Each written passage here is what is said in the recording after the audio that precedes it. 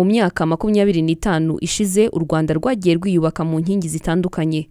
Tuvuze kwiyubaka, ntitwasiga inyuma iterambere ry'uburezi mu buryo butandukanye. Aha twavuga uburezi kuri bose, gahunda ya mudasobwa imwe ku mwana, ibyumba by'ikoranabuhanga mu mashuri bizwi ku izina rya Smart Classroom, iterambere rya mwarimu, siporo scolaire n'ibindi.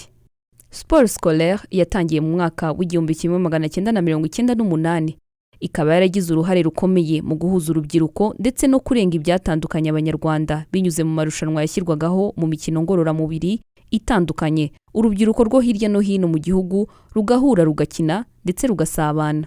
Dushingiye ku kamaro ka siporo, siporo scolaire iri mu bituma abanyeshuri biga neza. Uretse kuba bafite ubuzima bwiza, bafite imbaraga kandi bagororotse, siporo ibafasha no kuruhuka neza, bakiga bagafata, bityo n'umusaruro baba bitezweho ukiyongera. Twegereye Bwana Munyabugingo Gaston, umukozi muri Minisiteri y'Uburezi ushinzwe siporo n'umuco mu burezi, atwereka uko siporo mu mashuri ihagaze, by'umwihariko amateka ya Federation Sport Scolaire. Sport Scolaire yatangiye neza mu 1998. Icyo gihe hari ibibazo yagombaga gusubiza kuko icyo gihe hari nyuma ya Jenoside yakorewe Abatutsi, hari nyuma y'intambara, hari ndetse n'intambara z'abacengezi. Icyo gihe hari urubyiruko rwari mu mashuri rwari ruturutse mu miryango y'Abanyarwanda baturutse impande zitandukanye, abasanzwe mu gihugu. Byaje rero nk'igisubizo kugira ngo urubyiruko ruhurire hamwe, rukine, rusabane, ibyatandukanyaga Abanyarwanda muri icyo gihe bigabanuke. Nuko hatangiye kuba amarushanwa mu mashuri yose. Amarushanwa yaturuka ku rwego icyo gihe rw'amakomine, bikazamuka ku maprefegitura, bikagera ku rwego rw'igihugu. Icyo gihe ariko ntabwo yari federation nk'uko uyu munsi tuyifite, ariko ayo marushanwa rwo yatangiye mu cyitwa Sport Scolaire. Nyuma rero mu mwaka wa 2002 Federation Sport Scolaire imaze kujyaho, nibwo yaninjiye muri FEASA. FEASA akaba ari ishyirahamwe ry'amasosiyasiyo y'ibihugu mu muryango wa Afurika y'Uburasirazuba. Ariko Federation Sport Scolaire yabonye ubuzima gatozi mu mwaka wa 2016. Gusa mbere yaho itarabona n'ubuzima gatozi, yakoraga nka federation ifite komite, ifite ubuyobozi kugira ngo Sport Scolaire nyine cyangwa siporo mu mashuri ikorwe. Ariko ubundi gutangira neza ni mu 1998 kubera nyine ibyo bibazo byariho kandi byatanze umusaruro. Ubu tumaze kugera ku bintu byinshi. Ubu abana barakina mu mashuri. Ikindi hariho uburyo bwo kureba abana bafite impano, kuko uyu munsi uburezi ni uburezi kuri bose, abana bose bari mu mashuri bariga. Tubona rero Sport Scolaire cyangwa siporo mu mashuri nka pepiniere cyangwa irerero ry'abakinnyi bazakina mu makipe y'igihugu, amakipe ari muri division zose. Ubu rero hariho uburyo bwo kureba abana bafite impano. Abo bana bafite impano tukabashyira mu bigo by'icyitegererezo bifite ubushobozi, bifite abatoza, bifite ibibuga byiza, bifite imipira, bifite ubushobozi mbese mu bijyanye na siporo.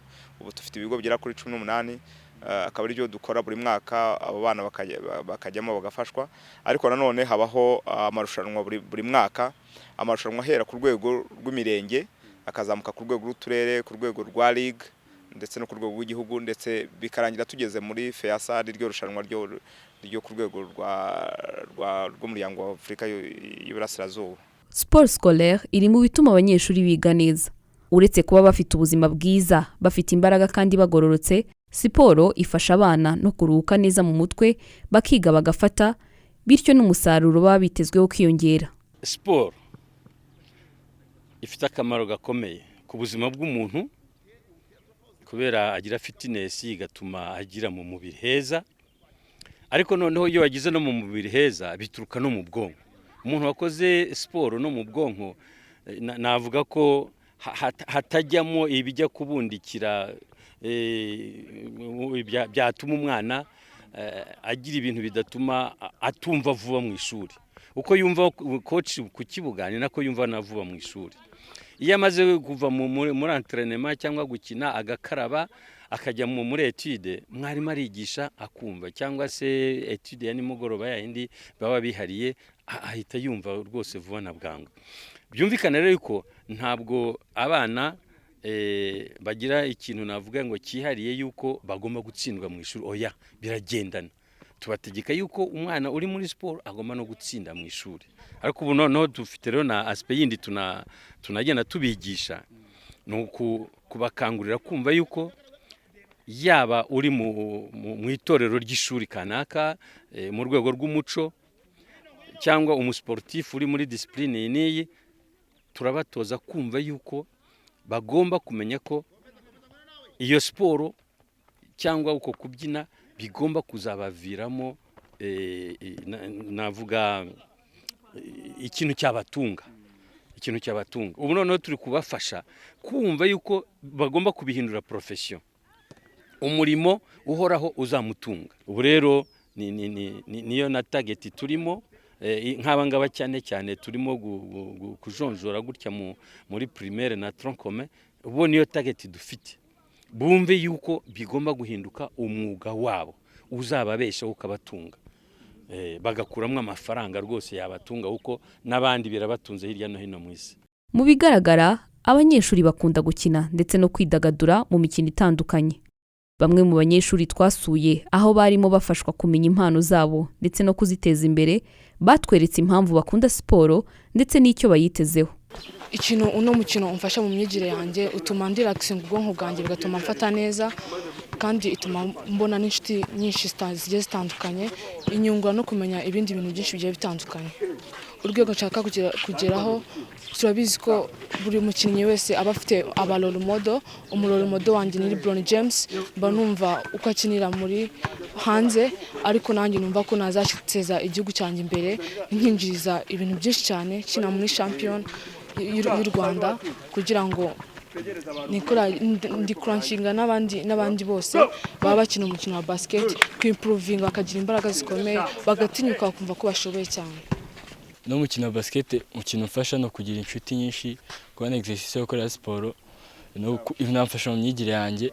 Byose rero mu myigire mbitwara kimwe, mbiha umwanya ungana, ku buryo byose bimfasha kwiga neza. Ahantu mva rero basket yanjye nazayigeza ni kugira nkomeza gukora ntaciyemo intege, ku buryo ngera ahantu hakure, kugira nkina no mu zindi champion. Football ni umukino ushaka kukugira akamaro, ukakubeshaho, ukabeshaho n'abana bawe n'umuryango wawe. Bityo rero iyo ukoze na discipline, ukagira ikinyabupfura, ni umukino ushobora kuguteza imbere cyane kandi ukagera ahantu kure cyane. Njye natangiye nyine umwana afite imyaka nk'icumi, nigaga P6 icyo gihe. Narakoze nyuma y'umwaka umwe nahise mbona amahirwe yo kujya Gisenyi, tugiyeyo bafata abana uko nguko nyine, mbona n'amahirwe yo kujya kwigira ku kindi kigo irya za Pega, nigira ubuntu. Tukaba tubasha no kujya mu maselection za Arsenal Visit Rwanda, Gisenyi duhorayo buri gihe muri mwaka, ntabwo twabura kutajyayo, kandi bikaba binama kwigira ubuntu ku kigo cyo nigaho. Kandi football ikindi kandi yaguteza imbere, kuko nka champion premier baba bafata prime, banigira ubuntu, banahembwa ku kwezi, kandi ayo mafaranga nawe wayabyazamo umusaruro. Buri kimwe cyose cya football cyakugira akamaro. Ku giti cyanjye ngewe imfite akamaro, kuko n'ubu ngubu birangigisha. Siporo ya atletisme ni siporo nziza cyane, ko nyine idufasha kurambura amaguru yacu, ikadufasha muri byinshi, ikadufasha ndetse no mu masomo byinshi igenda idufashamo. Yadufasha kuba ibihangange mu bihugu, tukagenda duserukira igihugu cyacu, tukazagera hanze tukabasha gutwara ibikombe. Ikindi siporo ya atletisme ishobora kudufasha, ishobora no kudufasha kuba bakire ku giti cyacu, tukagera aho twigeza tuyikesheje atletisme. Ikindi dushobora kumenyekana, tukamenyekana sito mu Rwanda cyangwa se hanze y'igihugu cyacu, tukabihanganye nyine bikomeye, tukajya natwe tukubaka izina mbese. Twegereye kandi n'abatoza bafasha aba banyeshuri guteza imbere impano zabo, batwereka icyo bariho bafasha uru rubyiruko. Iyo tubafasha, tubahuriza hamwe bagakora imyitozo, tukareba ubushobozi bagiye bafite, tukabashyira mu byiciro bitewe n'ubushobozi bagiye bafite. Abeza kurusha abandi bakaba bafite gahunda yo kuzabafasha bakajya mu bigo byiza bikurikirana ibijyanye na siporo. Umwana w'umukobwa football hari kimumarira.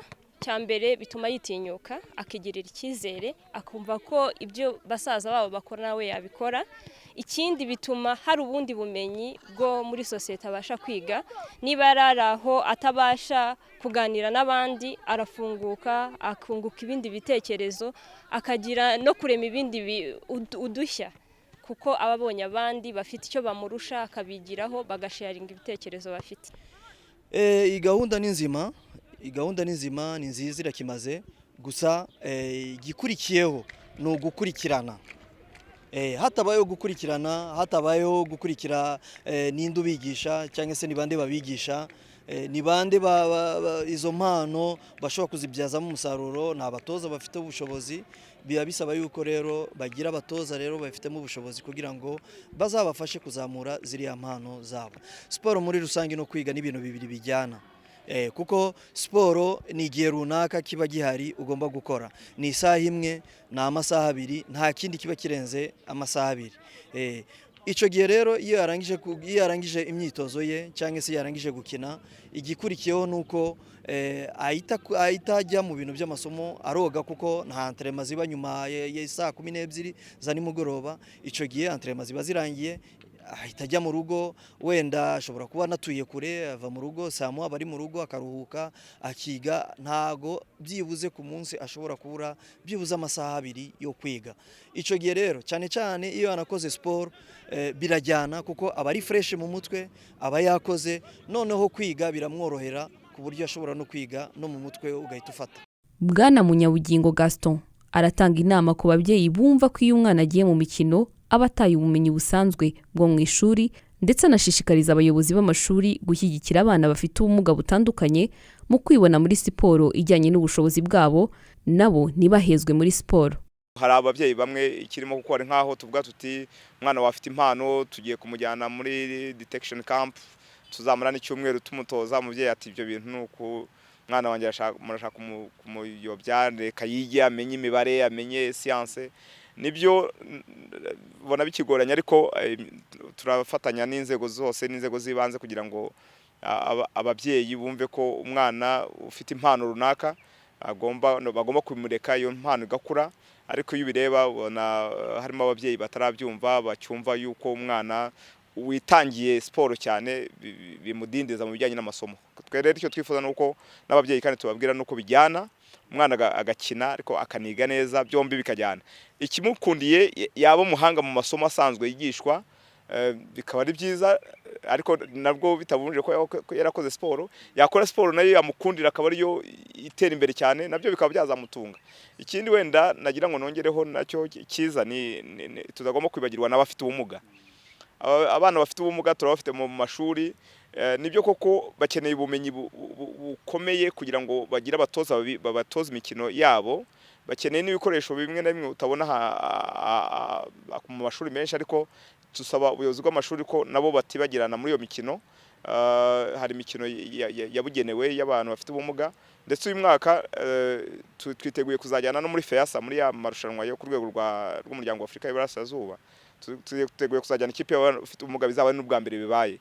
Ikipe y'abafite ubumuga cyane cyane nk'abafite ubumuga kutabona bakina umukino wa goalball, ni umukino w'abantu bafite ubumuga kutabona ariko bakoresha umupira ugenda uvuga, ku buryo ari wo mukino tubona byatworohera gutangirira. Ariko turashaka gushishikariza ibigo by'amashuri byose yuko no muri talent detection turashaka kuzajya tureba na tara z'abana bafite ubumuga, ubumuga bw'ingingo n'ubumuga bundi, kuko aba ari umuntu kandi nawe ufite ibyo ashoboye. Twifuza rero ko niyo siporo idasigara inyuma mu mashuri yacu. Nk'uko byagarutsweho kenshi, sport scolaire yitezweho gufasha abanyeshuri kugira ubuzima buzira umuze, biga neza bagatsinda, ndetse n'abafite impano zikomeye mu mikino runaka bakabasha kuziteza imbere, bityo ibendera ry'u Rwanda rikazamurwa ku ruhando mpuzamahanga.